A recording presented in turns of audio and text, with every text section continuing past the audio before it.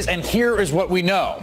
The president was compromised by a hostile foreign government, full stop. There is no other conclusion that can be drawn from Michael Cohen's admission that he lied to Congress to cover up the fact that Donald Trump was actively pursuing a business deal with the Kremlin while he was running for president and saying things like this. Do you like Vladimir Putin's comments about you? Sure. When people call you brilliant, that's always good, especially when the person heads up Russia. Yeah. Well, I mean, also as a person that kills journalists, political opponents, and invades countries. And invades countries. Obviously, it would be a concern, would it not? He's running his country, and at least he's a leader, unlike what we have in this country. No, but again, he kills journalists that don't agree with him.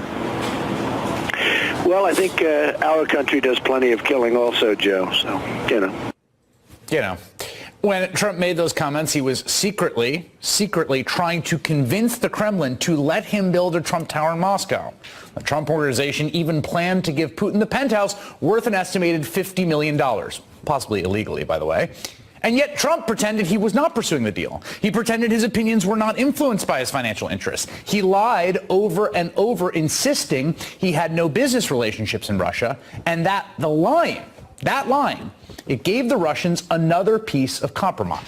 Because they knew Trump was lying, which meant that at any time they could expose him. Today, after describing his secret effort to build Trump Tower in Moscow, which he lied to cover up as, and I quote here, very legal and very cool, Trump participated in the G20 gathering of world leaders in Argentina, where Vladimir Putin was all smiles in greeting Mohammed bin Salman, the crown prince of Saudi Arabia, who the CIA says ordered the murder of Washington Post journalist Jamal Khashoggi. Trump has cast doubt on bin Salman's role in that murder. Now, we don't know why. We don't know what, if anything, the Saudi crown prince might have on President Trump. What we do know is this. Trump has already made clear that he is willing to lie to cover up his business interests. Last week, he insisted he doesn't make any deals with Saudi Arabia. Back in 2015, he was telling a very different story. I like the Saudis. They're very nice. I make a lot of money with them. They buy all sorts of my stuff, all kinds of toys from Trump. They pay me millions and hundreds of millions. Joining me now, Democratic Senator Richard Blumenthal, Connecticut, a member of the Judiciary Committee. Is the president compromised, to your view? He is extremely compromised. The Russians have the same leverage over him that they had over Michael Flynn, and that's the reason that the former Attorney General wanted Flynn fired, and ultimately it's the reason that Flynn was prosecuted. The Russians could blackmail Flynn and now Trump with the truth. Yeah, just a reminder to folks that Sally Yates went and warned folks at the White House about Flynn because they knew that Flynn was telling a public lie about private communications he had with the Russians, and that was the possibility that provided a possibility for blackmail and compromise. And what you're saying is that's precisely the same situation with the President of the United States, the Commander-in-Chief. In this case, Trump lied to the American people that there were no business dealings during early 2016, when in fact Michael Cohen was out there doing the deal, or at least trying to do them, and they didn't succeed, but not for lack of trying. And not only Donald Trump, but his family also potentially are at risk here of legal prosecution. It's also striking that the Russians were covering up for Trump. They were holding his secret and keeping his lie. Here's Peskov, who's a sort of lieutenant of Putin. He's the individual whose office Michael Cohen had contacted, essentially lying about this very matter about whether there are any business interests. Take a listen.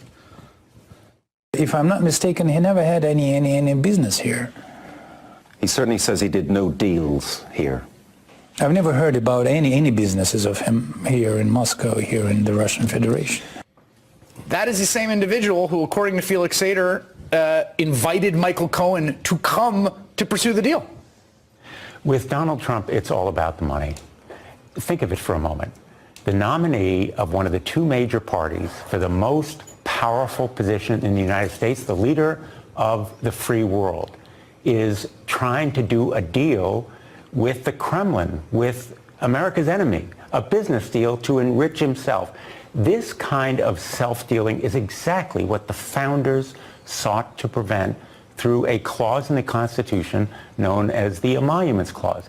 Never invoked before because we've never had a president like this one, and that's the reason that we have a lawsuit called Blumenthal v. Trump. That's the reason that the Congress must have hearings and take action. Well, it raises a specter right now of what deals are happening in the background. I mean, the president made this big show that he was panning it off to the kids, but we know that he can know whatever he wants about it. While he's president, it's entirely possible that something very similar is happening as I speak to you at this table.